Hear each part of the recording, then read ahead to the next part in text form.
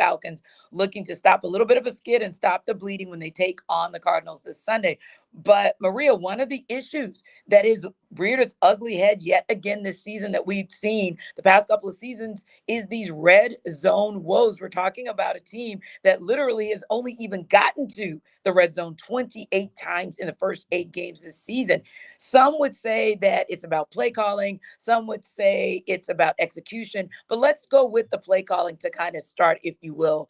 Simpler red zone play calling might be a must because, man, did Arthur Smith get torched about the call with this jet sweep and John Smith. That did not go well. Now, of course, we know if it had worked, it would have gone otherwise. But anyway, it is what it is. What do you think is going to be the antidote in terms of Arthur Smith eliminating those scoring woes and helping that or using that to be an impetus for getting to a win this week?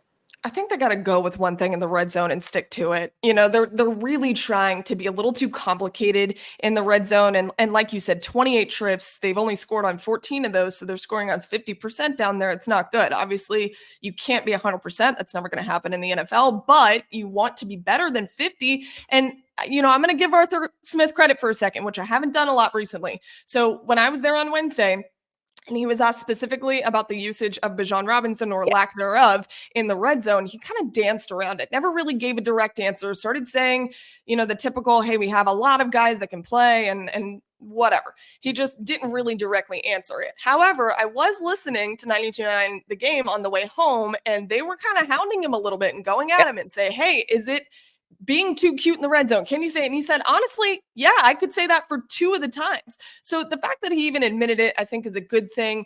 He's never really going to do that in front of television cameras. Everyone has learned that to this point. But if you can get him off camera, he does open up a little bit. And I think that's important because they have gotten too cute down there. I didn't necessarily agree with everyone being really disappointed that Tyler Algier was getting a lot of the touches last week there. I think that's fine. He had the hot hand. You go with the guy that does.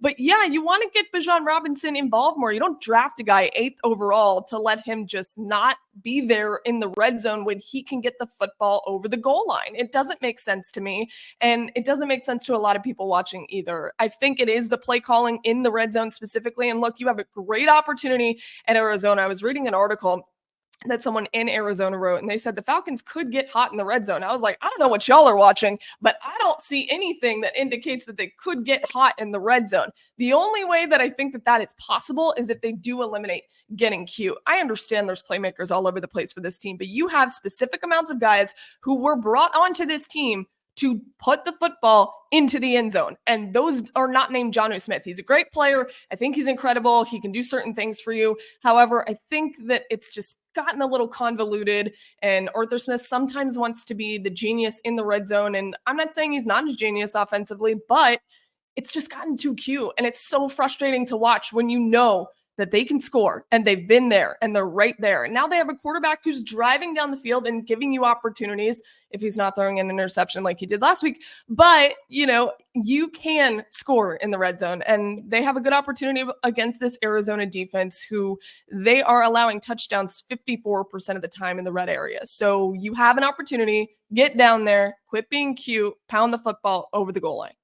Yeah, and I think that's a critical point for me because Maria, was one who was pounding the pavement for Tyler Algier. Like, where is he? Get him in. Yeah, I understand that you drafted Bijan Robinson and he's a special talent, but a lot of times it's all about, like you said, that ground and pound, especially when you get into that lower red zone. That's where the magic happens for guys like him. And even to an extent, we saw last season more often than not this season because he's been kind of banged up with Cordero Patterson. But my thing is this: if you're going to get cute in the red zone, I need it not to be, like you said, a Jonnu Smith type of cute, right?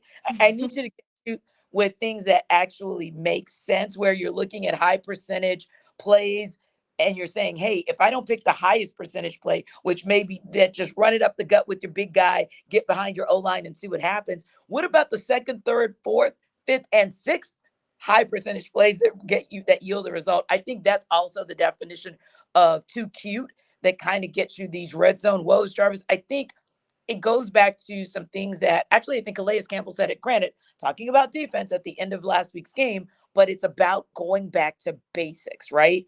And so not just the team executing on the basics, but also the coaching staff putting this team in position to be able to utilize basic things that have, I don't know, imagine this, yielded results in the red zone to get you a score that's not on the foot of Younghoe Koo, but is actually in the hands of one of your playmakers. Yeah. And the basics are for me is play action, run the football. Sounds pretty simple, right? Because here's the thing: like on that play specifically, the jet sweep with John Smith, it's just like you had Kyle Pitts lined up in line, right? So with his hand in the dirt, Daniil Hunter was lined up over him. So Kyle Pitts is responsible for blocking Daniil Hunter. It's just the situation that you're putting these guys in that you spent all this draft capital on. Because my whole thing is, I know people are going to get tired of me bringing this up, if you're just going to use these cats as a decoy, right? That's telling me that you didn't really have no plan for them in the first place. You know what I'm saying? So if that's the case, go draft a defensive rookie of the year.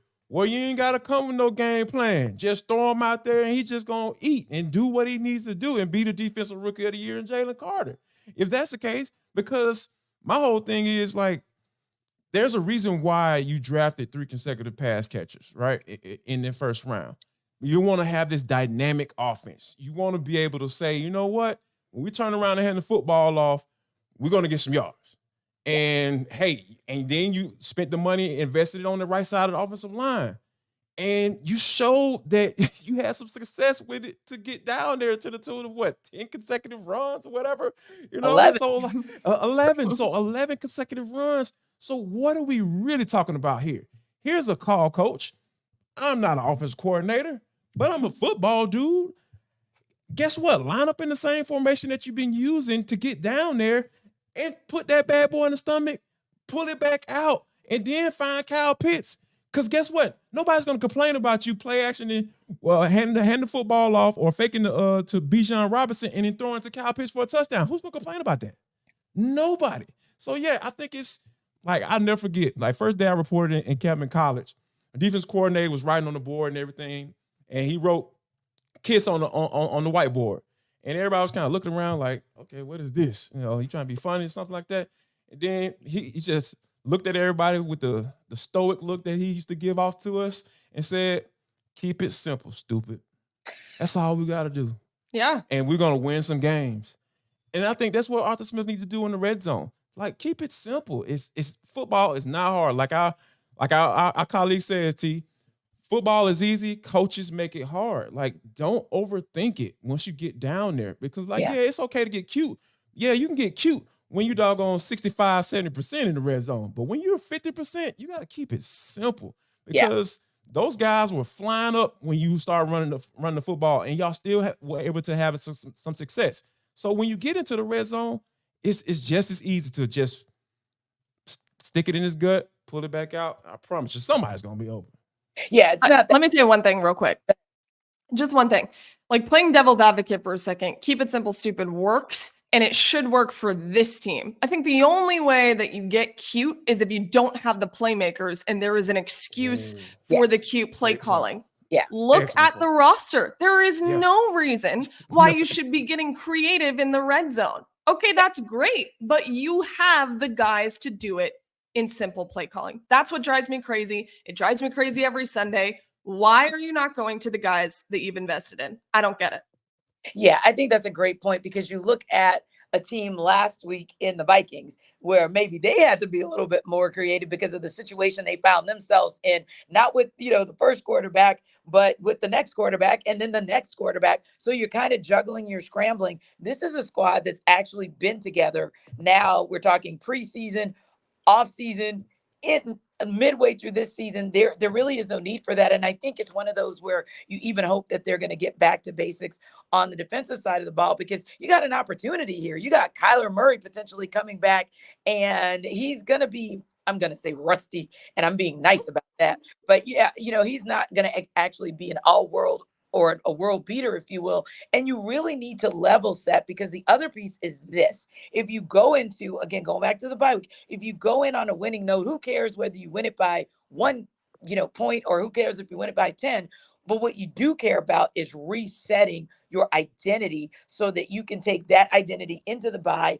And then when you come back out, you're all guns blazing, trying to get to the win of the division here in the NFC South. So, yeah, we'll be looking to see exactly what Arthur Smith employs and if he gets back to basics to get this win on Sunday. Now, listen, we'll talk a little bit more, obviously, about football on the other side from the sports party. And we've got some really, really fun and funny things to talk to you about around the Metro. But before we go there, Jarvis is going to give you a little bit of intel about FanDuel. Listen up, folks. Jarvis Davis here for FanDuel. Hey, the NFL season is rocking and rolling. And if you haven't gone to this website, what the heck are you waiting on? What's the website, Jarvis? I'm going to give it to you. Calm down. FanDuel.com/locked on. FanDuel.com/locked on. That is the website you need to go to, because guess what?